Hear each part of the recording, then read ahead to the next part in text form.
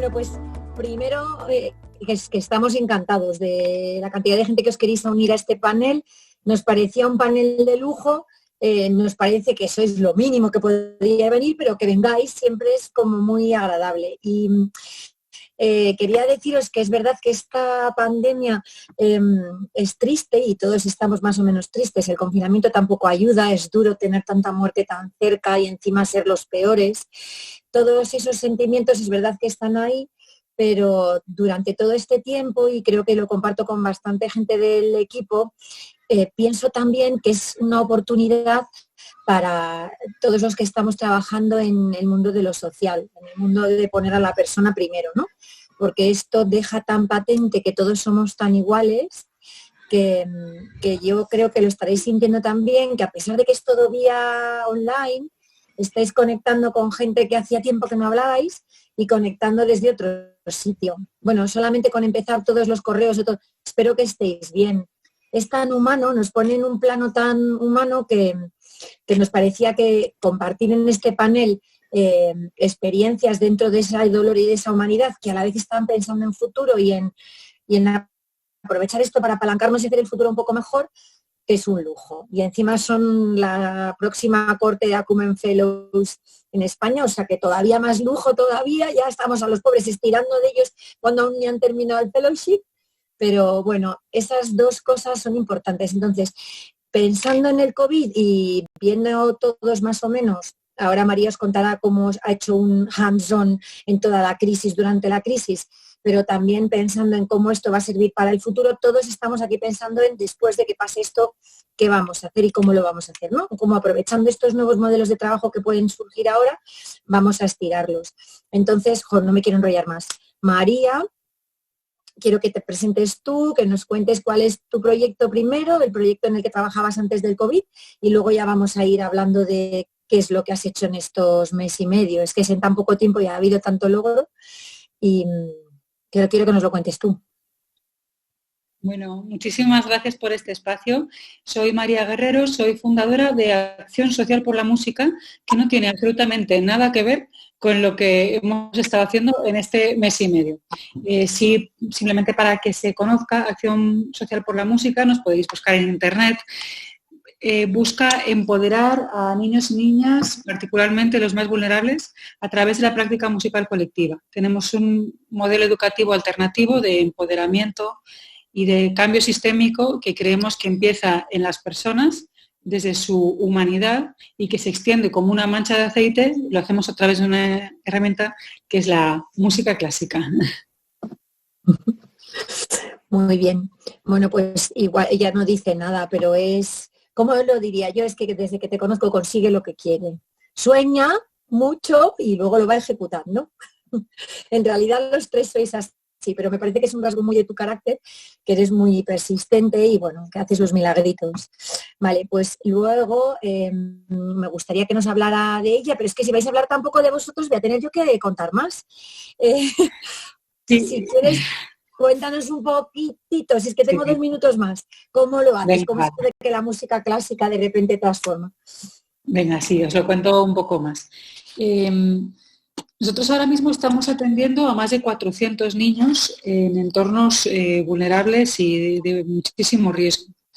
Y nuestra teoría del cambio viene de identificar que para que una persona se supere en la vida, porque es básicamente lo que les estamos pidiendo, hace falta algo más que tener éxito académico, no sé, tener buenas notas. Hace falta que veas que tu vida puede estar en otro lugar completamente distinto y que sientas que tienes la fuerza en ti y en tu entorno para lograrlo. Entonces, lo que intentamos es hacer esto en un espacio donde la música no es más que casi, es un pretexto y es una herramienta. Entonces, estos chavales llegan, no los seleccionamos de ninguna manera, les ponemos un instrumento de música en sus manos, un violín, una viola, un violonchelo, un contrabajo, y aprenden todo de cero. Además, sin filtro, porque yo cuando era pequeña no me seleccionaron para el coro del colegio y me he dado cuenta de que aunque no se te dé bien la música, puedes disfrutar muchísimo de ella, ¿no? Entonces, los resultados son bastante asombrosos porque nos encontramos ya, llevamos 7 años y estado con chavales que estaban en pandillas violentas y que han salido de la pandilla violenta, han accedido al conservatorio y nos encontramos con chavales que sus madres tenían situaciones de violencia en casa y por el contagio que se va dando hacia el domicilio y hacia la familia, las madres empiezan a cambiar, se empiezan a arreglar, a tomar el control de su vida y empiezan a poner límites.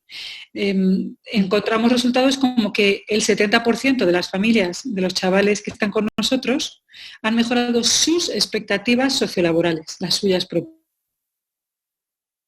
En fin, que es una cadena de empoderamientos a través de una herramienta poco sospechada, ¿no? Bueno, entonces, ahora ya lo he entendido mejor. Das fuerza a los niños que luego se extienden de onda expansiva hacia sus familias. Bueno, o sea que el impacto es enorme y esto de dar fuerza igual volvemos luego porque nos está haciendo falta ahora en esta época. Vale, pues venga, ahora Arantxa, quiero que nos presente su iniciativa de It Will Be o Congo, no sé de qué vas a querer hablar más. Y bueno, pero...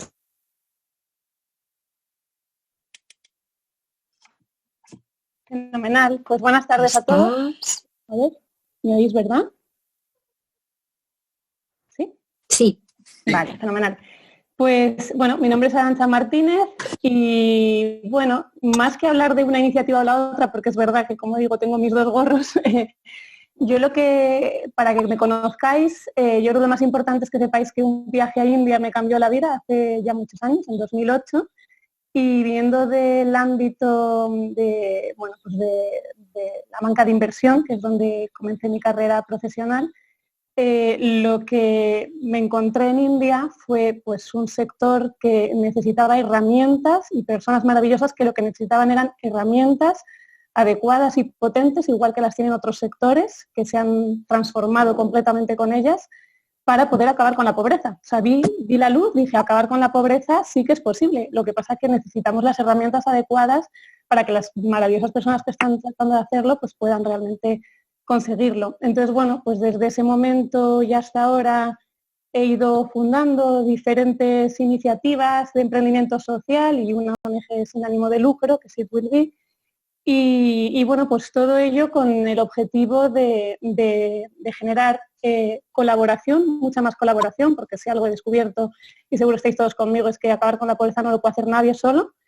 Y creo enormemente en el poder de esa colaboración entre entidades públicas, privadas, ciudadanía, para poder realmente, con una misión común, acabar con la pobreza. Y por otro lado, soy una obsesa de la eficiencia. O sea, creo que si hay un sector que necesita estrujar cada euro para poder realmente ser efectivos, ¿no? y tener un impacto grande, ese sector tiene que ser el sector social, porque es el que tristemente tiene los recursos más limitados y bueno, pues ahí la eficiencia para mí es clave. Entonces un poco el mantra, ¿no? que dirige mi trabajo es solidaridad eficiente, que parece que choca un poco, pero bueno, creo que con los proyectos que he ido poniendo en marcha he podido tener pues los resultados que prueban que efectivamente solidaridad y eficiencia pueden ir de la mano y para mí es el tándem adecuado para poder conseguir lo que nos proponemos. Vale, tengo un minutín de tiempo más para que nos expliques esa eficiencia, cómo la consigues, cómo estás introduciendo la parte de la tecnología, que es chulísimo.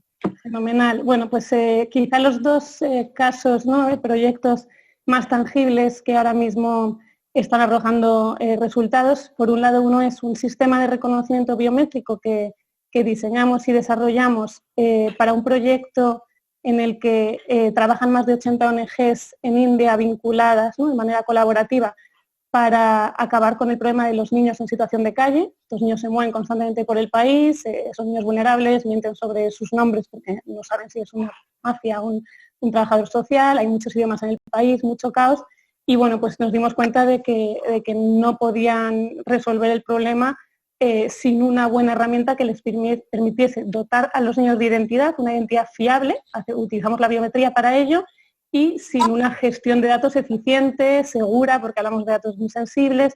Y bueno, pues hicimos un software vinculado a una app de reconocimiento biométrico que se está escalando en esta red de India, que bueno, se ha puesto a disposición del sector y ahora también se está utilizando en Senegal, y si el COVID nos lo permite en Sierra Leona, estamos arrancando ya, pero bueno, estamos retrasando un poco el viaje.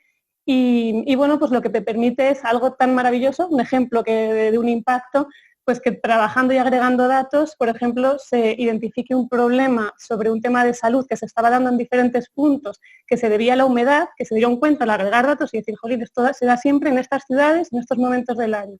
Y ahora, por ejemplo, pues toda esta red lo que ha conseguido es que estos niños ya no tengan que sufrir esta enfermedad, que era por la humedad, sino que han puesto secadoras de las ropas en los centros en los que les están atendidos, y bueno, el ahorro lógicamente en medicinas, pero sobre todo a nivel de salud, ¿no? Que los niños no tengan que pasar por eso. Entonces, bueno, son ejemplos de cómo la tecnología y la eficiencia que genera gracias a la colaboración, agregar datos y datos de calidad, pues pueden hacer más eficiente el trabajo de estas entidades, que de esa manera llegan a más gente, claro.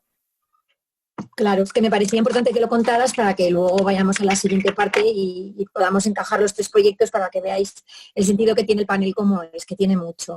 Vale, pues entonces ahora vamos a hablar con Alberto, que su proyecto es Inbonis, pero que quiero que nos lo cuentes tú también. Alberto, yo creo que sí que se le ocurrió todo en 2008, o sea que hizo de la necesidad virtud, yo creo, ¿no? O sea que se pueden sacar cosas de la crisis y tú eres un ejemplo viviente.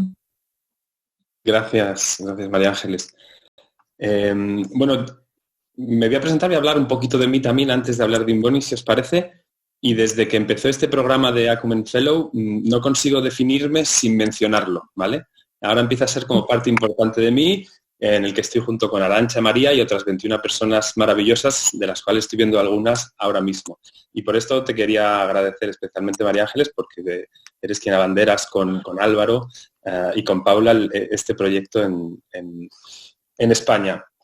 Yo soy del grupo, yo soy el friki, el apasionado de la empresa, que suena un poco como aburrido, ¿no? En particular de la pequeña y mediana empresa, las pymes. Y lo que me gusta es que una pyme podemos ser cada uno de nosotros, y hay en todas un factor común, que es una mezcla de creatividad y de pragmatismo que les permite ver oportunidades. Y a mí eso me encanta. Yo soy muy pragmático, bastante racional, cartesiano, pero me encanta ver esto en las pymes. Soy madrileño, aunque he pasado mi carrera principalmente entre París y Londres, siempre trabajando con pymes. Primero trabajé como ayudando a pymes en dificultad, que son momentos de mucha humanidad y de ver cómo haces equilibrios justos y de mínimos. Es siempre difícil porque tienes que gestionar bien recursos muy escasos. Y luego como inversor en pymes de alto potencial, que eso es como mucho más, mucho más glamour. Soy también emprendedor. Este virus, perdonad por esta palabra, pero fue un virus que me entró el primer día en la universidad cuando me dieron como explicación de empresa que era una aventura. Y me dije, mira qué bonito. Y aunque tardé casi 20 años en emprender, que es lo que he hecho ahora con Inbonis, de lo que os voy a hablar, efectivamente fundé Inbonis en 2015, en las ascuas humeantes de la crisis del 2008, pero que duró casi 10 años, y un poco en reacción al drama social que había, y por la parte que me toca o desde la que yo conozco, que son las pymes, pensaba que se podía hacer algo. Ahora os contaré un poquito más después sobre Inbonis, pero para terminar conmigo, esta Inbonis es una gran aventura, aunque tengo una más grande, que es la de formar una familia. Tengo 3 hijos y un poco este papel de transmitir, ¿no? que a mí me han causado mucho. O sea, todas estas ideas díscolas que vamos teniendo, cuando tienes que llegar a comunicarlas a tus hijos, tienes que hacer un filtro. Y bueno, lo que pasa es que les doy unas chapas de geopolítica que creo que no se lo merecen. Y bueno, ¿qué me dedico entonces yo con Inbonis? Pues lo que intentamos es corregir una injusticia en realidad. Porque en el mundo empresarial es como en la vida real, los más frágiles son los que pagan el pato. Y además de una injusticia y esto a mí me llama, es una aberración intelectual. Se dice en el sector financiero que la pyme es de cascarón frágil y demás. Y bueno, esto estadísticamente no es verdad. Lo que pasa es que no tienen voz. Y entonces el propósito que tenemos con Inbonis es darle una voz legítima, que les pueda permitir demostrar su nivel real de riesgo, su nivel real de calidad crediticia. Y entonces esto lo hago desde Inbonis Rating, que se ha convertido... me dices, María Ángeles, si voy tarde de tiempo. Vas bien. Te veo. Que somos la primera agencia de calificación crediticia o agencia de rating homologada por los reguladores europeos en toda Europa, con la especificidad de que calificamos a pymes. a pequeñas empresas. Habréis oído hablar muchos de vosotros de las grandes agencias americanas, Standard & Poor's, Moody's, no sé si os suenan. Son estas que ponen notas a diestro y siniestro, principalmente a grandes empresas o a España, y que todos nos quedamos como sin respiración, que no nos bajen la nota, porque si no nos cuesta más financiarlo. Y de esto vamos a tener ahora mucha necesidad en los meses y en los años que van a venir. Pues bien, Inbonis ha innovado para traer esta calidad de predicción y esta respetabilidad de esa nota al hacerla accesible al mundo de las pymes. Y con esto, con esta voz legítima que somos, que las pymes puedan ellas defenderse y demostrar no solo ser sujetos pasivos de que un banco les diga, no, sois muy arriesgadas, sino que ellas puedan demostrar que no lo son. Que a lo mejor no todas, pero siempre es en las crisis, me dijo esto Santi, de hecho estás por aquí, una frase que es tirar al niño, al bebé, con el agua del baño. ¿Sabes? Empiezas con una especie de aberración de que la pyme es muy arriesgada y le cierras el grifo a todas. Y esto no tiene ninguna razón de ser y es un amplificador de crisis. Así que bueno, esto es lo que hacemos desde Inbonis Rating. Bueno, pues nada, ahora os quiero contar un poquito cuál es el hilo conductor de la sesión de hoy, porque habéis visto 3 proyectazos. Yo es que cuando os oigo hablar, me parece que me tendréis que hablar en inglés, porque esto es nivel internacional, estas cosas las estamos haciendo en España, ¿no? Y que me llena de orgullo. Cuando oigo a Arantxa que habla de biometría, pues no solamente lo hacen en el MIT, macho, lo estamos haciendo aquí. O tú, de que consigas un rating para pymes, cuando en realidad el 70% del PIB alemán también son pymes, pero tú te has dado cuenta en España. Y con María lo mismo, ¿no? Que con un poquito de música clásica estamos transformando vidas en oleadas. Bueno, pues estas 3 cosas tienen mucho sentido, porque los 3 habéis estado trabajando ahora durante esta crisis, con mucha creatividad, yo creo, en general, mucha gente, y habéis hecho cada uno lo vuestro, ¿no? Entonces, tal y cuando planteamos este panel, pensamos en las necesidades de ahora, que ahí María os va a explicar cómo todos podemos aportar, o sea, por eso con ella me parece que todo es posible, porque cuando yo oí hablar de mascarillas, respiradores, como esto está fuera de mi control, bueno, pues ella, que estaba en los temas de la música y su proyecto, se ha dado cuenta que podía estar bajo su control también. Y es posibilitar y posibilitar sobre todo la movilización de la sociedad civil, que da igual un poco el color político que tengáis, pero es verdad que esta crisis nos ha superado a todos, personas, a cada uno en nuestra casa y al gobierno también. O sea que creo que tenemos todos la responsabilidad de intentar ayudar y vamos a poder. Y aquí vais a ver varios ejemplos de cómo se puede, ¿no? Entonces, María, pues yo la encajo más en esa parte de movilizar y de que se puede hacer. Encuentras el problema y puedes encontrar la solución y machear. Arantxa juega un papel súper importante para mí, que es todo su proyecto está basado en blockchain, y blockchain lo que te permite es una certificación fuera de organismos supranacionales ni gubernamentales, es una certificación peer-to-peer, que para mí en estos momentos produce mucha eficacia, como dice ella, no hay que centralizar nada, porque si consiguiéramos trabajar con estas plataformas que certifican y traquean lo que está pasando con cada euro donado, con cada mascarilla donada, nos ahorraríamos mucha intermediación y mucho tiempo. Y desintermediar es bueno. Y después, una vez que ya hemos movilizado a la sociedad civil, que estamos haciendo que los fondos lleguen exactamente donde tienen que llegar, estaríamos viendo que como nuestra estructura de PIB es muy parecida a la alemana, tenemos un porcentaje muy grande de empresa pequeña en España, que es la que sostiene nuestra productividad, veo a Alberto soportando que esas pymes pues de verdad tengan acceso, ¿no?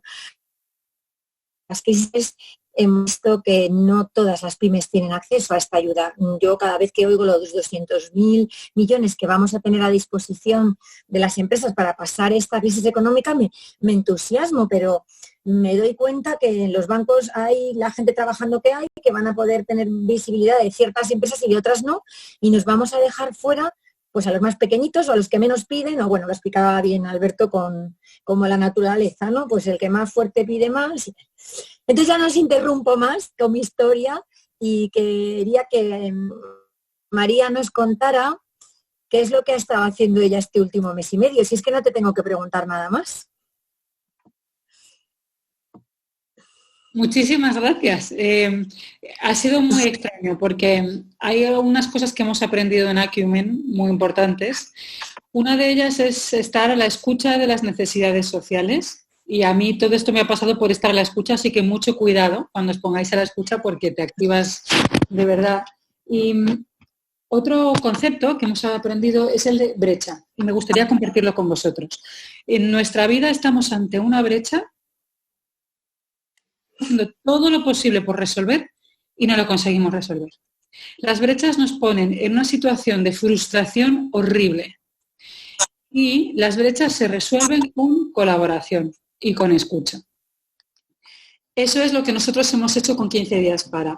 Hemos identificado una serie de brechas que estaban generando una profunda frustración y sufrimiento en los que estaban haciendo todo lo que podían hacer, en el poder, con los poderes públicos, también en las empresas, y todo el mundo estaba frustrado y en lugar, y sabiendo que cada día que pasaba eran miles de vidas los que estaban en juego, lo que había que hacer era ponerse a actuar con mucha velocidad en la emergencia y con mucha efectividad y con espíritu constructivo y de servicio. Entonces, bueno, me pasó que escuché a un amigo médico que me hizo ver que tenían un montón de necesidades y montamos un grupo de WhatsApp en el que hay mucha gente que está aquí ahora, que está en ese grupo de WhatsApp y que podría estar hablando de esto igual que estoy hablando yo. Así que lo primero, gracias a todo el mundo que se ha sumado. ¿Me toca hablar a mí? Pues porque me ha tocado hoy. Pero lo podéis hacer los demás en muchos otros momentos, porque lo que hemos hecho ha sido poner en marcha acción colectiva y en positivo escuchando las necesidades. Y hemos identificado las siguientes brechas, que además me gustaría tratar de que sobre ellas, ¿no? Primero nos encontramos con un reto que era, todavía teníamos permiso para salir a la calle, pero ya nos estaban empezando a recomendar que nos quedásemos en casa. La primera brecha es la de la responsabilidad de invertir. ¿De qué manera podemos trasladar a la gente que en esta crisis cada ciudadano puede salvar más vidas que un médico, simplemente quedándose en casa? Bueno, no bastaba con decir quédate en casa. Había que demostrar que de verdad en positivo esto se podía lograr.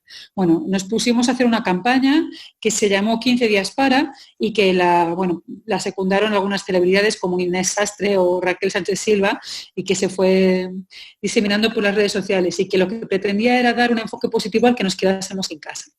Luego ya vino la orden del poder público con el estado de alarma y se convirtió en una obligación.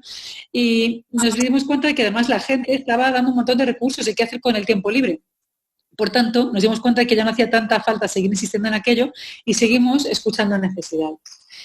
Nos dimos cuenta de la siguiente necesidad, que es la de comunicación y pluralismo. ¿Qué ha pasado? Nuestro sistema se ha encontrado ante una brecha y además os diremos que esta la hemos encontrado en todos los niveles políticos y en todos los colores. O sea que esto no es una acusación a nadie. Pero la brecha es la siguiente, que por las medidas extraordinarias que se han impuesto en el estado de alarma y la aplicación de las mismas, la prensa no podía acceder a la primera línea de lo que estaba pasando y sigue sin poder acceder. La cobertura informativa se ha limitado a dar números, cifras o a que salgan los responsables a rendir cuentas, que es fantástico que se rindan cuentas, pero la consecuencia ha sido una deshumanización de la crisis. Y la brecha que nos hemos encontrado es, vale, tenemos muchísimo miedo, los poderes públicos tienen muchísimo miedo de que se vea lo que está pasando, porque como estemos 3 meses o 2 meses encerrados en casa, viendo lo que está pasando en primera línea, es para morirse de miedo, ¿no? Y en esta brecha es, bueno, ¿no habrá alguna manera ética de empezar a contar esto, de humanizarlo, para que todo el mundo lo pueda vivir y viviéndolo pueda hacer lo suyo y compartirlo y empezar a vivir el duelo y empezar a sumar? Y lo que hicimos fue conseguir que se hiciese el primer reportaje de IFEMA, salió en ABC y en los diarios del Grupo Vocento, como parte de un trabajo que está haciendo un fotoperiodista, Álvaro Ibarra, que además va a dejar todas sus fotos y sus archivos a disposición del público. Ha hecho varias entregas. Bueno, ¿cómo conseguimos eso? Escribiendo cartas y justificando que, pidiéndole a la administración en todos sus niveles un poco de audacia, ¿no? Sabemos que es difícil, pero necesitamos que confiéis en que de manera ética se puede ejercer bien el periodismo. Por otro lado, nos encontramos con otra grandísima brecha que bueno, pues es quizás la que más nos ha llamado la atención, ¿no? Con la emergencia sanitaria, con cierres de fronteras y restricciones a la circulación de mercancías, nos hemos encontrado con la imposibilidad de importar muchos productos sanitarios que necesitaban los sanitarios para protegerse, las famosas pantallas de PVC, las mascarillas quirúrgicas, etcétera, ¿no? Además, o sea, había desabastecimiento, no había capacidad productiva industrial nacional homologada para atender a esas necesidades.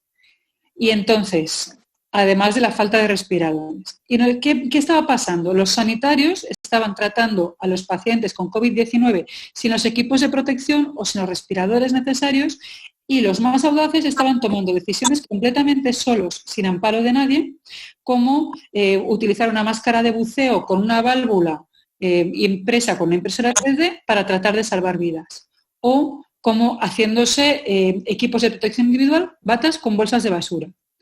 Y entonces, en medio de todo esto, ¿qué pasa? La administración estaba ante una brecha. La administración estaba haciendo todo lo que podía.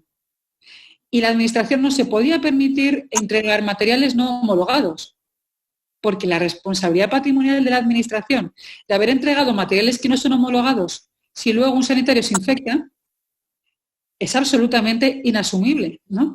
Entonces, nos encontramos con que era necesario ser muy responsable y tener creatividad y audaces. Entonces, empezamos a identificar empresas en España que tenían capacidad productiva para hacer estos materiales con un nivel de calidad suficiente, homologable, pero que no iba a estar homologado. Y los localizamos, se pusieron a producir y empezamos a entregar estos materiales donados. Me refiero a pantallas de PVC, más de 60.000 hemos entregado, hechas en una fábrica en Huesca que habitualmente se dedica al PVC de uso alimentario. O me refiero también a varias decenas de miles de mascarillas de 5 capas, lavables. Bueno, ya os podría hablar de 1000 características de todo esto. Claro, nosotros, yo estaba firmando los avalones de entrega de todo esto, ¿no? Con un equipo de voluntarios enorme que estaba haciendo llegar esto a los hospitales, y la audacia está en que lo que yo he hecho es algo que está totalmente fuera de la ley, y yo lo sé.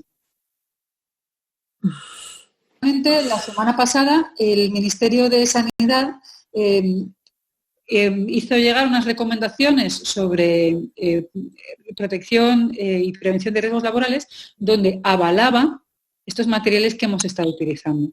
Entonces, bueno, es muy interesante cómo cuando nos ponemos todos en positivo de construir la misma dirección, somos capaces de cerrar esa brecha, que era una frustración que tenía nuestro sistema, y podemos hacerlo con audacia y se consigue. Entonces, lo mismo ha sido con el uso compasivo de las mascarillas de buceo, que lo que terminamos haciendo fue poner en contacto directo, después de recoger más de 800 mascarillas en casas y entregarlas en hospitales, pusimos en contacto a Decathlon con los hospitales que estaban utilizando las máscaras de buceo y han seguido haciéndolo, ¿no? De una manera muy discreta y muy callada. Nos encontramos con otra brecha, que era la de la conectividad, ¿no? Estas personas enfermas que están y siguen a día de hoy, en muchos casos, aisladas en el hospital, sin forma de estar en contacto con los suyos, tenían un problema de conectividad y no podían despedirse en muchísimos casos. Primero hicimos un llamamiento para que se donasen tabletas, pero no es suficiente porque había problemas de red, ¿no? España, que tiene una conexión de red maravillosa, sin embargo, esa conexión de red, cuando todos estamos teletrabajando, pues no es tan fácil que llegue a todas partes. Y entonces estuvimos haciendo un mapa de los hospitales donde, de hecho, no tenían buena conexión de red, y mandando este mapa a las distintas empresas de telefonía, que directamente terminaron yendo a los hospitales a mejorar esos servicios, ¿no? Por otro lado, también nos encontramos con una necesidad agravada de apoyo psicológico. Y esa necesidad continúa. En los sanitarios, que desde el primer día están tomando decisiones éticas muy difíciles, a quién le salvas la vida y a quién no se la salvas. Que no estaban realmente preparados para esto. Y luego también muchas personas mayores solas, con deterioro cognitivo, ¿cómo llegas a darles ayuda psicológica y además de calidad, con confidencialidad, con una plataforma sólida y robusta, ¿no? Pues ahí nos pusimos en marcha, hablamos con la Secretaría de Estado de Digitalización, que nos indicó que había una empresa, DKV Seguros, que tenía una plataforma tecnológica que cumplía todas las necesidades. Y entonces junto con el Colegio de Psicólogos de Madrid y el Consejo General de la Psicología de España, bueno, pues nos pusimos en contacto con DKV Seguros, que ha puesto en marcha Ningún Mayor Solo, o Psicólogos Frente al COVID, que es un número de teléfono donde las personas mayores, sobre todo que están solas, pero otras personas también, pueden recibir asistencia psicológica gratuita, sabiendo que es por un psicólogo colegiado, está certificado que es así, en una plataforma completamente segura y confidencial. Entonces, bueno, nuestra vocación es continuar en esto. La siguiente brecha, María Ángeles, ya me queda poco tiempo, ¿verdad? Sí. Estás ahí, vale, yo termino ya. Las siguientes necesidades que vamos identificando, ¿no? O sea, afortunadamente los productos sanitarios ya están llegando mucho mejor, no hace tanta falta todo esto y nos damos cuenta de que ahora viene la crisis de la década, ¿no? De que nos va a costar 10 años recuperarnos y bueno, hay una serie de necesidades alimentarias agravadas y otra serie de necesidades de productos de higiene y también de brecha educativa que estamos tratando de enfrentar y nos hemos propuesto hacer un piloto con un distrito de Madrid y dependiendo de cómo vaya eso, irlo llevando a otro lugar, ¿no? Pero quizás la gran reflexión de todo esto es como cuando no hay problemas, todo nuestro sistema funciona fenomenal, pero en cuanto llegan los problemas, todo se cae hasta nuestro sistema de libertades, ¿no? Y de qué manera entre todos podemos hacer para tender esos puentes que nos ayuden a cruzar esas brechas. Y hasta aquí llego. Qué bien. Gracias, María. Bueno, es que me encanta escucharla, porque contigo me parece que todo es posible. Y ahí veía en el chat que José María está diciendo que él también ha puesto de acuerdo un hospital con material necesario. Fijaros, que es que cada uno podemos hacer cosas, pues porque esto está superando a todos los niveles, ¿no? Y luego comentabais también todo eso de la audacia. Total, lo de ir firmando albaranes ahí como, bueno, igual acabo en la cárcel, pero la necesidad es tan grande que, bueno, pues que lo pongo toda la carne en el asador. Impresionante, con lo cual, con iniciativas de este tipo saldremos de la crisis en menos de 10 años, María.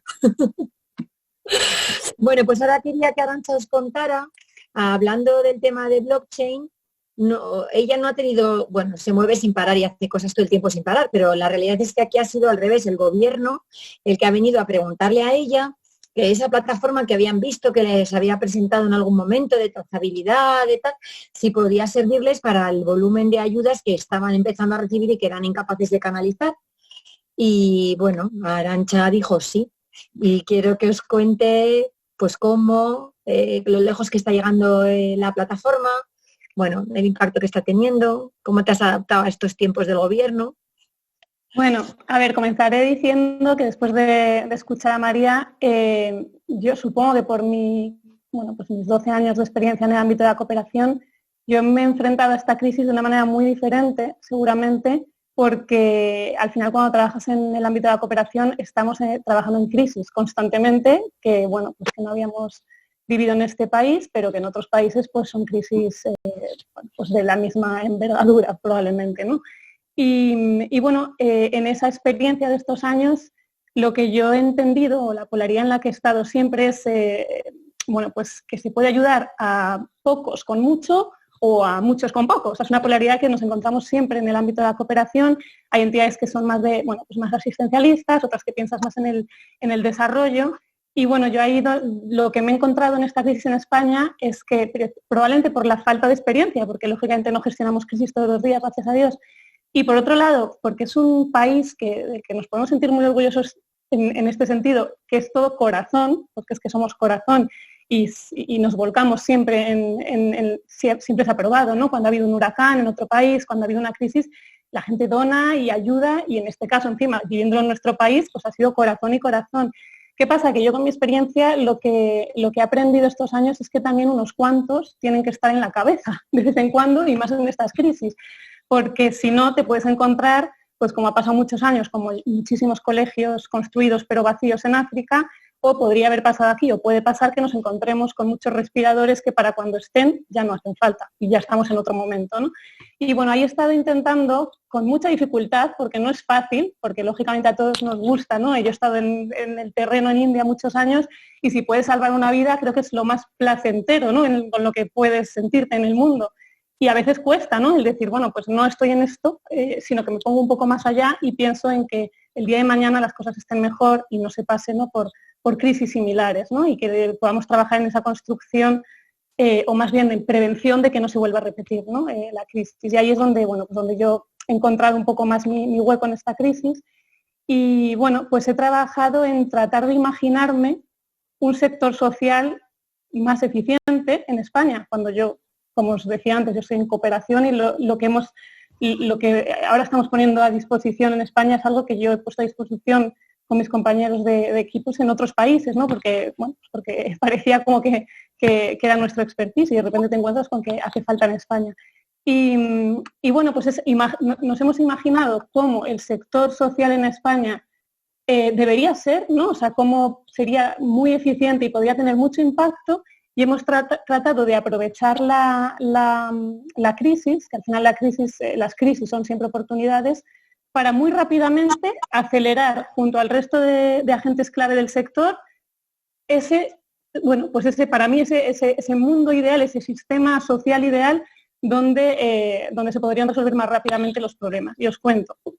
Nosotros, cuando hablo de nosotros, hablo de un grupo de personas maravillosas que hay detrás de Common Good Chain, le llamamos, es la cadena del bien común, pues le llamamos Congo, así a nivel comercial, digamos, y somos, pues un grupo de personas que llevamos mucho tiempo soñando y produciendo, probablemente algo que nunca pensamos que iba a tener un momento como este para verle ese potencial, que es un ecosistema, es un tanto complejo porque, bueno, entiendo que la tecnología que hay detrás, que es blockchain, es todavía muy nueva y disruptiva, pero bueno, yo os cuento la idea que tuvimos hace unos años y hemos ido construyendo, y es una red social, digital, verdaderamente social. O sea, un Facebook de la filantropía, para llamarlo así, para ponerle un nombre así sencillo, ¿no? Donde realmente esas conexiones que se generan entre ciudadanos, entidades públicas, privadas, todo cabe al final en una red social digital, pues que todas esas colaboraciones que se establecen digitalmente sean para el bien común, y que los perfiles en esa red social no sean para, bueno, pues no demuestren tu vida feliz en tus vacaciones, las fotos de cuando estuviste en la playa con tus amigos de fiesta, sino que realmente sean perfiles que muestran la contribución de una persona o de una organización a ese bien común. Bueno, pues con ese sueño, ¿no?, de decir vamos a crear todo esto, nos pusimos a trabajar de la mano de los Labs de Innovación de Naciones Unidas hace ya un tiempo, para poder descentralizar todo lo que tiene que ver con esa construcción de ese mundo mejor, para poner en común las necesidades con los recursos de una manera organizada, y que además la tecnología, en este caso blockchain, aunque no solamente, o sea, al final vamos a necesitar tecnologías muy diversas en esta plataforma, pero bueno, la que quizá más relevante es blockchain, porque es la que te permite dar rigor, porque al final, ¿cómo vas a tener un perfil social creíble, ¿no?, de una organización con sus reportes de sostenibilidad o las contribuciones sociales que una persona hace, si realmente no hay un rigor detrás de los datos, ¿no? Entonces ahí es donde entra la tecnología blockchain, que lo que hace es certificar y trazar todo el impacto social que se genera por parte, pues, de las entidades sociales que están hoy en día trabajando, las personas que están trabajando en estos proyectos sociales. Y bueno, pues descentralizando y trazando todo ese impacto, encontramos el rigor que luego te permite, pues, realmente dar ese rating, que ahí seguro que Alberto nos podrá ayudar muchísimo en el futuro, ese rating social, ¿no?, que realmente sea riguroso y pueda poner en valor la contribución social, pues, de una pyme, de una gran empresa o de un ciudadano, ¿no? Entonces, bueno, en toda esa complejidad, que suena así como probablemente un poco futurista, hemos sido capaces de tener una plataforma que ya está funcionando, que ya te está trazando descentralizadamente el impacto social. Ya habíamos hecho unos cuantos pilotos aquí en España con varias entidades, pero sobre todo, como digo, estaba implementado fuera de España.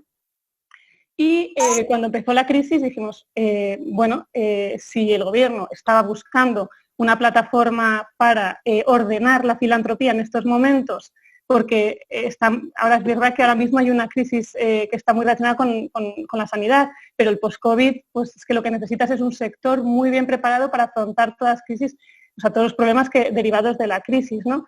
Y bueno, pues aunque iniciamos las conversaciones con la Asociación España de Fundaciones, que venía un poco de esta necesidad del gobierno, al final, como iba a ser todo muy lento, dijimos, ya, o sea, nosotros lo ponemos en marcha ya, estamos seguros de que es el momento adecuado, y nos pusimos a hablar con todos los agentes del sector, con las entidades que llevan mucho tiempo trabajando en la digitalización del sector, como la EF o la Fundación Botín a través de la Red de Talento Solidario, con la Fundación Lealtad, que lleva un montón de años haciendo un esfuerzo enorme por la transparencia en el sector, con lo cual iba a encajar muy, muy bien, porque al final esta tecnología sí tiene sentido, es para transparencia. Y bueno, también dijimos, ¿por qué no por primera vez ponemos además en común, porque es una plataforma digital donde todo cabe, al cuarto sector, ¿no? Al sector del impacto social de la empresa, porque al final, ¿qué más da la forma jurídica? Si estás haciendo una acción social y la tecnología es capaz de trazarte que los fondos están dedicándose a esa acción social, ¿qué más da? O sea, ¿qué más da el que seas una ONG, que seas una fundación o una empresa, ¿no? Y bueno, pues fuimos capaces de, supongo que enamorar, ¿no? con la idea de un proyecto común, de colaboración real, de todo el sector social, donde incluimos también a ciudadanos, a administración pública, al que quiera, en un entorno digital de transparencia. Se sumaron milagrosamente todos y bueno, pues hemos puesto en marcha hace 10 días, porque son 10 días, la primera plataforma red social de la filantropía en España, donde en menos de 2 semanas ya tenemos a más de 50 entidades registradas, aprendiendo a marchas forzadas sobre blockchain y sobre tecnologías disruptivas, pero con unas ganas que vamos, estamos todos asombrados. Y bueno, pues equipos de voluntarios, de universidades, de empresas tecnológicas que se han puesto al servicio de la iniciativa. Y bueno, pues ahora lo que vemos, lo que visualizamos es que en el momento en el que precisamente acabe la crisis sanitaria, que estamos ahí cerca, esperamos, y empiece a haber bueno, pues otro tipo de problemas, que hayamos construido algo que permita, sobre todo para mí, incrementar la solidaridad y la filantropía, que ya no sea una excusa, es que no sé si llega, es que no sé de qué impacto va a tener, no. O sea, que eso ya esté, el que no done pues será por lo que sea, ¿no? El que no pueda pues no contribuirá, pero desde luego quitar ¿no? esa capa, digamos, de preocupación y tener un entorno de tranquilidad donde cualquier entidad, lógicamente legalmente constituida y filtrada, ¿no? Porque es otro tema que hemos hecho, que todas estas entidades están avalando a las organizaciones que suben sus proyectos porque las conocen y son entidades pues, con garantías, que puedan visibilizar las necesidades reales que conocen muy bien, porque llevan muchos años trabajando en ellas, y que podamos entre todos reconstruir España mucho más rápidamente con el sector clave que va a ser el sector social. Me he enrollado muchísimo también, perdón. No, vas bien, un par de minutos. Vale, bueno, no, ya estoy. Está el chat ardiendo, hay otra vida debajo de la vida, del Zoom, y es los abracitos y todo el cariño que se va viendo por ahí. Me encanta lo que dice, Bueno, nunca he estado en muchas charlas de estas, pero un chat como este tan vivo no lo había visto nunca. Luego haré un poco de resumen, pero para avanzar y que Alberto tenga también su hueco, bueno, estoy emocionada de la coordinación, ya estáis viendo, ¿no? Todo es posible, hay motivos para el optimismo dentro de donde estamos. Y ahora Alberto ya va a rizar el rizo y nos va a decir cómo las empresas y los bancos pueden ayudar a esta crisis que nos viene después. Venga, todo tuyo. Bueno, yo no sé si soy soy un optimista por naturaleza, pero bueno, desde que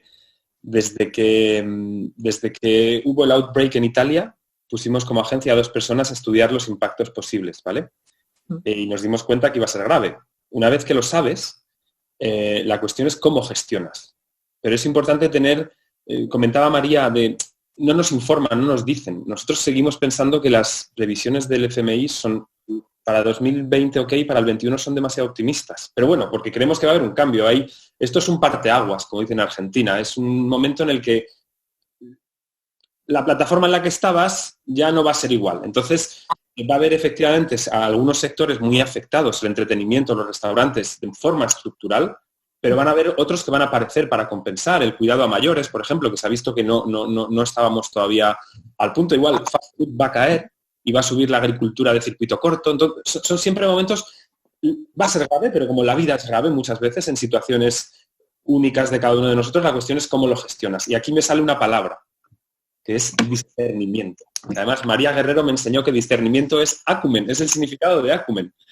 Y es esa polaridad entre el corto y el largo plazo, entre el corazón y la cabeza y demás. Y es ahí donde cómo tienen que hacer las empresas, los bancos y el sector público, es tener esa mirada un poquito más de medio-largo plazo. No es ahora el sentimiento de, vamos a salvar a todas las empresas, 200.000 millones.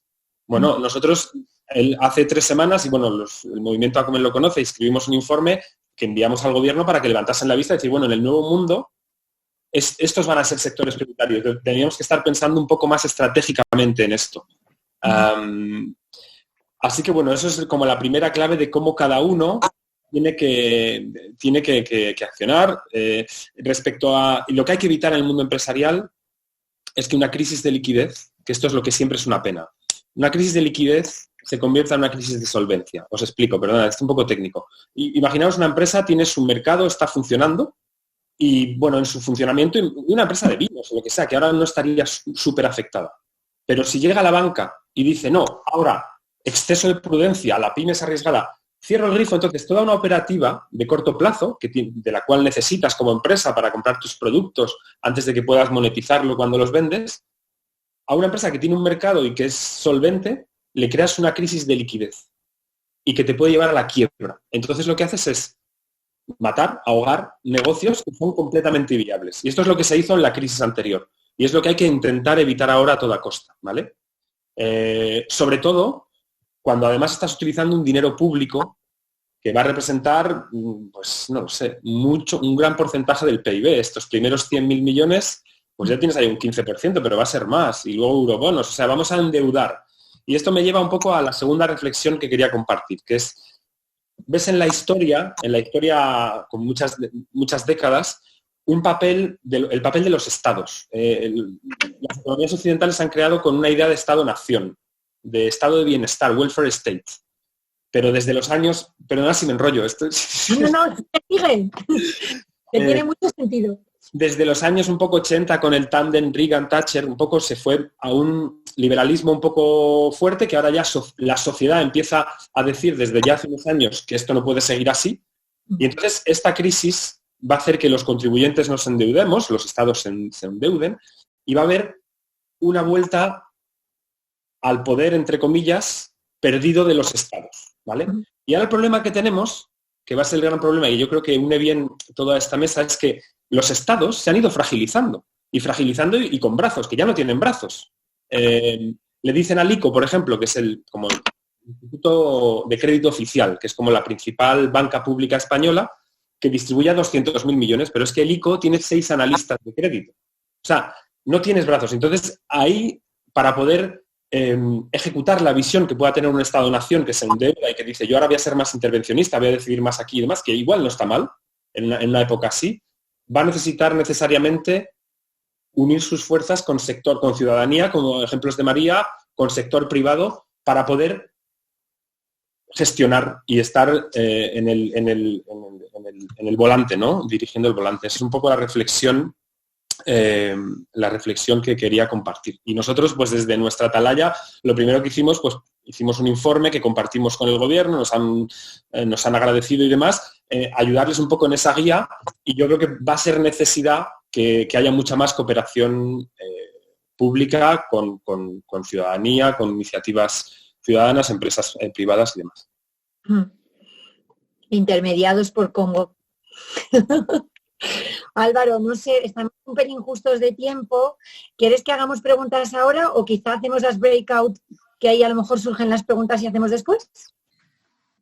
Sí, yo creo que es un buen momento como para, con la reflexión a la que ha llegado Alberto, podamos vamos a dividir la sala en grupos de 3. Hay un montón de grupos, vais a estar 5 minutos, compartir con las personas con las que estéis un poco, bueno, no sé, María Ángeles, tú igual les puedes dar así como lo que quieres que reflexionen, y luego ya en 5 minutos volvemos todos. Bueno, ya que vamos a hacer las preguntas después, se me ocurre que penséis en una pregunta. En el grupito que estéis, de repente, ¿qué es lo que sería más importante? Pues quiero preguntarle a Arantxa sus redes, porque creo que si desintermediamos, muy bien. O quiero preguntarle a Alberto el papel de la... No sé, que en cada grupito, a ver si tenéis en 5 minutos, os ponéis en común de qué es lo que más os inquieta y os gustaría preguntar a los panelistas, por ejemplo. Y matamos los 2 pájaros de un tiro, Álvaro. Perfecto. Pues en 5 minutos, son y 54, en punto, volvemos y tenemos ahí 10 minutitos para cerrar. A ver con quién nos toca. Esto es como el bingo. Empezamos.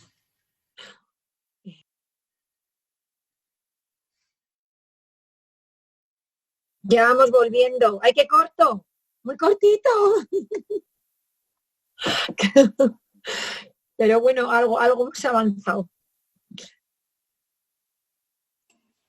Pues esperamos un poco, no sé, ¿estará todo el mundo ya? Para que empecemos a hacer las preguntas. Sí, dale, María Ángeles, cuando quieras. Pues mira, en mi grupo, si queréis que empiece y así rompe el hielo, que Manolo y Bea querían hacer preguntas. Pues venga. ¿Me oís? Hola. Sí, Beatriz. Vale.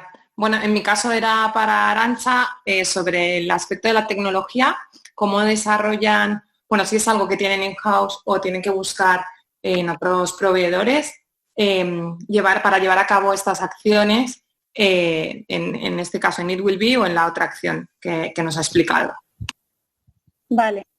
Bueno, tenemos, como te decía, 2 proyectos en marcha, que bueno, he contado hoy más el de Congo por el contexto, pero el otro también está siendo bastante relevante en estos momentos porque como sabéis, pero casi un 20% de la población no tiene ningún tipo de forma de probar su identidad, con lo cual ahora mismo el que se visibilice a todas esas personas y que estén realmente registradas es muy importante en una pandemia, porque estamos hablando de geolocalización, de trazabilidad de personas infectadas, tal, pero se nos olvida que un 20% de la población está invisible y puede contagiar, ¿no? Entonces, bueno, en ese proyecto en concreto estamos trabajando desde It Will Be con empresas tecnológicas con las que tenemos acuerdos de colaboración desde el inicio. O sea, como yo os decía, mi visión es que esto no se resuelve desde una entidad como It Will Be, además, tan pequeña, sin ánimo de lucro, o sea, ahí sí que necesitas encontrar modelos de colaboración, de negocio, etcétera, ¿no? Es mucho más complejo. Y ahí, desde el día 1 que empezamos hace 3 años con este proyecto, trabajamos con empresas tecnológicas. En el caso de la tecnología de blockchain, esa sí que la hemos desarrollado. Esto es un proyecto en una empresa social en la que trabajo en paralelo y ahí sí que es desarrollo propio y bueno, lo que sí que hemos hecho ha sido ponerlo a disposición del sector de manera gratuita, pero encontrando colaboraciones que nos permitan gestionar la infraestructura, porque imaginaos la cloud que se necesita si esto escala a nivel que podría llegar a escalar, ¿no? Y ahí, bueno, pues colaboramos con IBM, con Naciones Unidas también, y bueno, y estamos ahora mismo, seguimos buscando, ¿no? Un poco lo que comentaba también María, ¿no? El ir haciendo y buscando las colaboraciones, pero sin parar. O sea, no podíamos esperar a tener el proyecto perfecto y cerrado. Todos los comités de validación, todas las entidades que he hablado que validan y hacen todos sus primeros filtros, son voluntarias, ¿no? Y bueno, pues ahí vamos a ver si conseguimos que salga adelante. Pues venga, que estoy viendo en el chat, Montse o Benz, uno de los dos preguntar.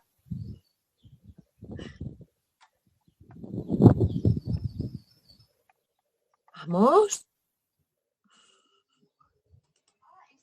Bueno, igual el tema estaba en que el grupo le formábamos 3, casi nos ha dado tiempo nada más que a presentarnos y realmente no habíamos llegado a consensuar una pregunta entre los 3. Bueno, pues venga, a ver quién veo por aquí. Juan Valera, ¿quién había en tu grupo? ¿Qué queréis preguntar? Sí, yo estaba con Mar. Espera un momento. Yo estaba con Mar, perdón, con Ana. Y teníamos un tema de los bancos, pero no me acuerdo muy bien qué tenía la pregunta.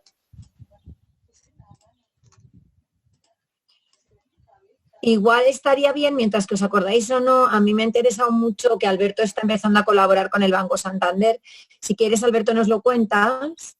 ¿Me dais permiso? Claro. Bueno, yo después de deambular en varios grupos, por fin he caído en uno y he caído justo para que me dijesen la pregunta, la cual incorporo un detalle y hago en nombre de mi grupo, ¿vale? Principalmente la pregunta va orientada a Alberto y es sobre todo el tema de la dificultad en estos momentos de gestionar, entender y que sean realmente eficaces toda esa supuesta avalancha de grandes ayudas, que quien realmente lo necesita lo pueda entender de una manera fácil y sencilla.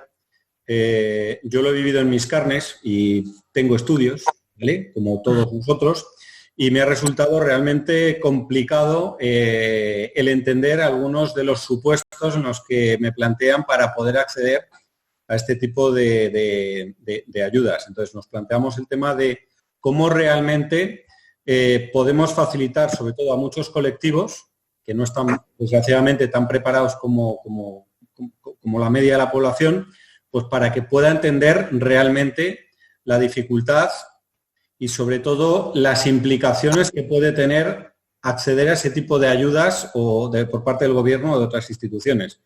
Porque entendemos que muchas veces, igual sin querer, lo que estás haciendo es meterte en una trampa todavía más gorda. Entonces, ¿cómo se gestionaría esa colaboración, ¿no? Por parte de las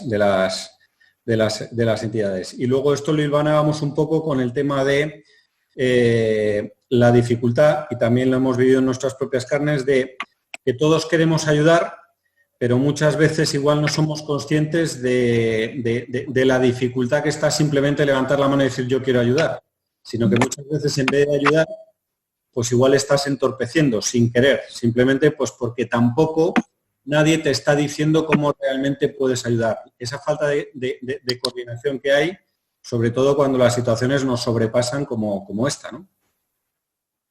Eso es un poco el resumen de lo que hemos podido hablar en nuestro grupo. Alberto, yo creo que tú quieres decir algo a lo mejor, ¿no? Sí, quizás sobre la primera parte, Miguel, te agradezco esa pregunta porque esa comprensión es parte de... Hay una brecha real en el lenguaje entre una pequeña empresa y una institución financiera. Educación mutua, y básicamente la pequeña empresa no es más arriesgada, pero no sabe o no comunica de la forma en la que espera una institución, un banco que comunique, y por eso le hace una degradación y la considera más arriesgada. Lo que nosotros proponemos como una agencia de calificación es dar ese lenguaje común, que es un tercero independiente que evalúa eso. Ahora es muy difícil, efectivamente, todo el tema del ICO y cómo llegue... Yo estuve el otro día, tuve la suerte de hablar con el presidente de CEPIME, que es la Asociación de Pequeñas Empresas, y se teme mucho desde CEPIME que no llegue a las pymes. Uno, por esto, por esa incomprensión de cómo se rellena y demás. Y dos, porque que vuelvan los oscuros, la mala praxis bancaria, ¿no? De decir, oye, en vez de esto del ICO, se lo damos a unas financiaciones que ya teníamos preparadas y no necesariamente que se ajuste a lo que busca el gobierno con el Real Decreto. Aunque, bueno, el Banco de España se está asegurando que esa mala praxis no exista, porque sería un escándalo en este momento. Pero es difícil de resolver. Yo creo que Banco de España intenta, hace 3 años hubo una circular para ser más pedagógicos con las pymes y explicar una decisión de denegación de una financiación o de reducción de una línea de crédito.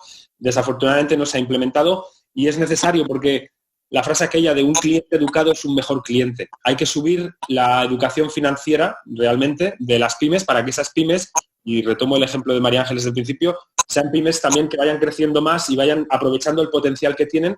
Se necesita esta educación y todo el sector hay que cerrar esa brecha común. Sobre la segunda parte de cómo participar, y yo no te puedo ayudar, Miguel, pero sobre esta primera me parece muy pertinente. Bueno, intentamos darle voz a Ingrid y luego a ver si nos da tiempo para contestar eso. Que veo Ingrid y Jesús Tortosa, tenéis preguntas, ¿no? ¿Estáis? Sí, pero Ingrid, no sé si primero... Bueno, me lanzo yo. Bueno, Ingrid, ¿estás? Venga, tú primero. Me espero, tranquilo. Nada, bueno, pues en nuestro grupo éramos 2 solo. Ha salido en el poquito tiempo una posible pregunta que es, por ejemplo, para Alberto sería, si una ONG que está trabajando de forma muy pequeñita, con un proyecto muy pequeñito, sería una candidata posible a poder entrar en ese rating de PYME para poder optar a una financiación externa para poder crecer y poder financiar proyectos. Sí, claro. Hay Hay bancos, por ejemplo, nuestros amigos de Triodos que financian, que están especializados en fundaciones, asociaciones. Claro, en el fondo es un agente económico también y tiene unos ingresos. Para ser sostenible tiene que tener. Entonces sí que es elegible. Pues Ingrid, tú.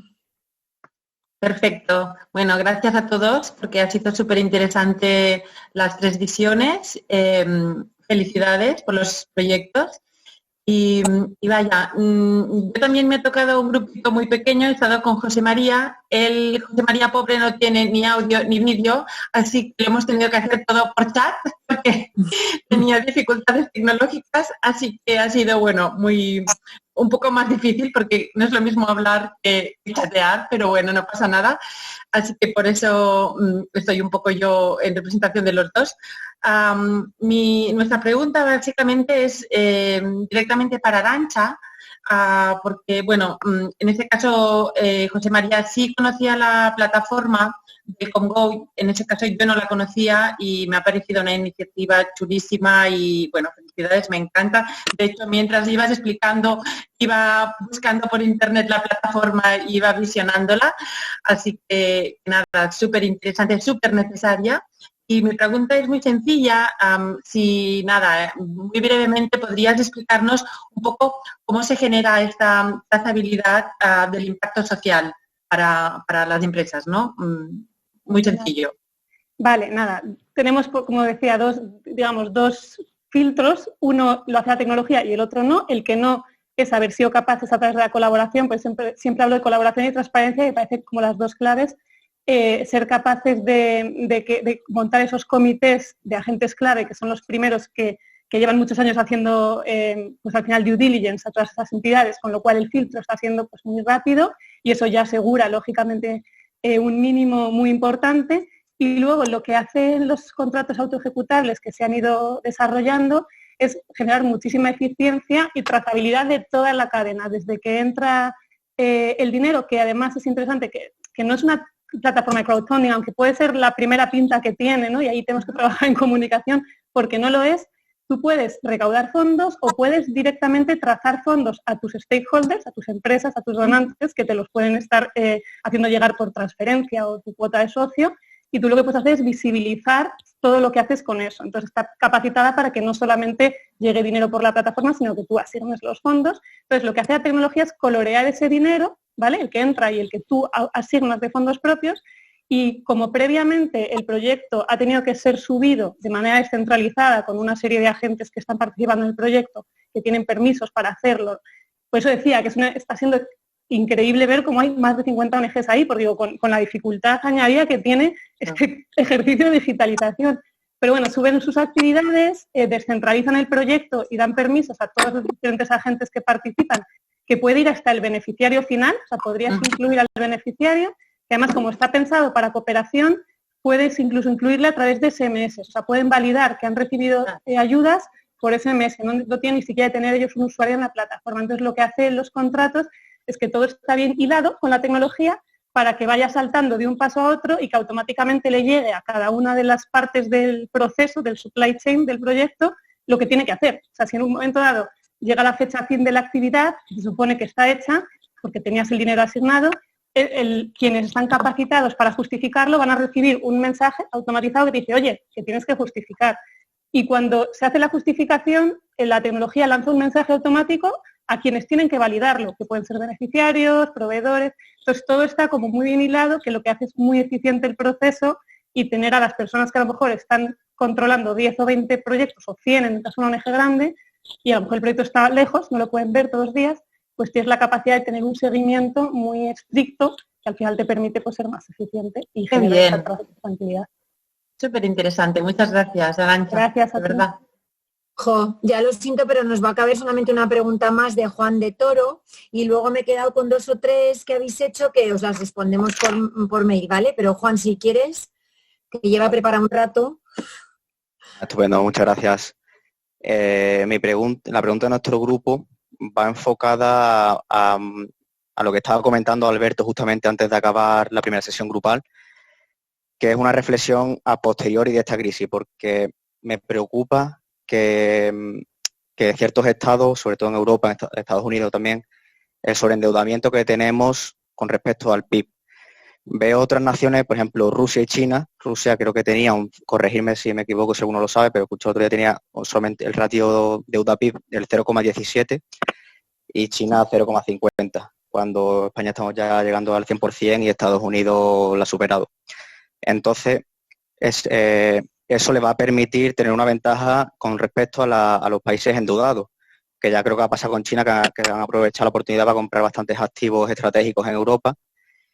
Y entonces veo que intento identificar de dónde todo esto procede. Y bueno, antes comenté, yo vivo aquí en Dubái y veo que aquí hay un plan, una visión a 30 y 40 años, un plan estratégico, cuando en España lo que vemos, bueno, esta es mi opinión, después me gustaría escuchar la vuestra, es que solamente vivimos para las próximas elecciones. Entonces el plan estratégico de cada partido político es las próximas elecciones. Con lo cual eso tiene que prometer, para ganar votos, tiene que darle siempre a los ciudadanos caramelitos, ¿no? que al final se acaban pagando con deuda. Y entonces creo que nos estamos quedando muy por debajo de otras naciones que nos van a sacar una gran ventaja después de todo esto. Me gustaría escuchar la opinión al respecto de Alberto y también de María Ángeles, si es posible. Bueno, yo te quiero decir solo una cosa, que es precisamente lo que a la conclusión que yo llegué preparando este panel. No somos tan dependientes de lo que hace el gobierno, y en la crisis se ha visto, y en proyectos como los que estamos viendo, se ve que no es ayuda, por supuesto, canaliza, pero la ciudadanía, la ejecución de cada uno privadamente, aporta mucho y es muy necesaria.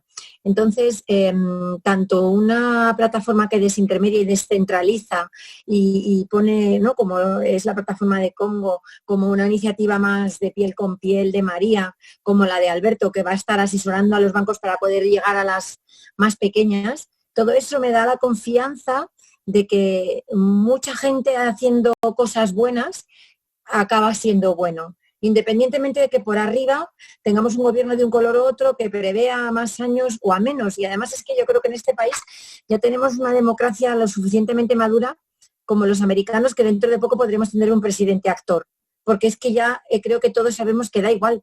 Hemos estado sin gobierno y hemos seguido, ahora estamos así y seguiremos, entrará la crisis y seguiremos. No sé, yo tengo mucha confianza en las personas, pero seguramente que María o Alberto, no sé, que tengan otro punto de vista.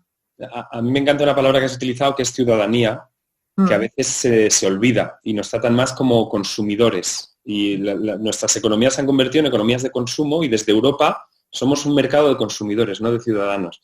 Pues el hecho de ser consumidores nos va a volver a dar el poder de poder activarnos como ciudadanos. Y Juan, sobre la deuda, no te preocupes. Mira, te voy a contar una estadística. Un AAA de una agencia de rating, cuando dicen que España es AAA, o Estados Unidos, o China, o quien sea, significa que la probabilidad de impagar es un 0,01%. Es decir, que tardaría 10.000 años para que un año haga una incidencia de pago. Y es totalmente una falacia, perdonad por mi compañero Standard & Poor's, porque en los últimos 300 años todos los estados del mundo han caído por lo menos una vez. Esto significa que esto existe, que hay un momento en el que habrá un sobreendeudamiento y se hará una quita. Ya está. Y de hecho ya están preparando el terreno, pero esto es entre nosotros y no oficial como Inbonis. Acaban de decir que a los países en desarrollo les van a hacer una quita para preparar nuestro propio terreno para en 3 años que Europa haga una quita general sobre su deuda externa. That's life. Sí. Además quería añadir otra cosa. Para sacar adelante España hacemos falta todos y cada uno de los españoles. Simplemente es lo único que necesita. Y además cada uno desde su papel. El poder público desde su papel, haciéndolo lo mejor posible. El privado desde su papel. Si trabajamos juntos, con espíritu de servicio, con orientación a las necesidades, lo vamos a lograr. Y cuando trabajas de esa manera se acaban los reproches, se acaban los egos, se acaba el protagonismo, se acaba el decir, no, vuelvo un poco a la idea de brecha. Habitualmente estamos viviendo en brechas. Nuestros poderes públicos están en brechas porque quieren llegar a todo y no llegan. Las empresas también quieren llegar a todo y no llegan. Las ONGs quieren llegar a todo y no llegan. Pero cuando nos ponemos, nos paramos, nos escuchamos, de verdad que somos capaces de llenar esos pequeños huecos que hay. Y todo se hace de verdad mucho más sencillo. A mí lo que me llama la atención de esto, en una experiencia muy de andar por casa, es que alguien tan insignificante como 40 personas en un chat de WhatsApp son capaces de llenar eso poco que faltaba para que las cosas funcionasen bien. Y esta crisis nos está enseñando eso, que mi acción, mi responsabilidad individual importa. Bueno, eso es. Por la respuesta. Creo que la clave está en eso, en la ciudadanía, en la concienciación de todo el mundo, que todos tengamos una mejor educación para tomar mejores decisiones en cuanto a consumo, en cuanto a voto. Y bueno, pues esperemos que las nuevas generaciones vayan naciendo con todo esto accesible para que podamos seguir mejorando como país. Tú eres nueva generación y estás aquí con inquietudes. Sí, pero por eso me preocupa, porque muchas veces veo gente de mi edad en Instagram, las cosas a que dedican su tiempo y eso es lo que me proyecta, me hace proyectar la España del futuro y me hace preocupar. Bueno, tenemos todos nuestros procesos de maduración. Da tiempo a todo. Bueno, pues yo terminamos aquí, que nos hemos extendido bastante. No sé si la próxima vez deberíamos hacer 1 hora y media para no calcular todo y poder estar un poquito más a gusto en los grupitos pequeños, que ha estado muy bien. Pues muchísimas gracias a María Guerrero, a Alberto, Arantxa y a todos los que habéis estado conectados con el chat ahí echando humo, todas las muestras de cariño, las conexiones que habéis ido haciendo ya online, y hasta la próxima, que habrá más. Gracias a todos. Muchas gracias. Salud. Adiós. Gracias. Hasta luego. Adiós.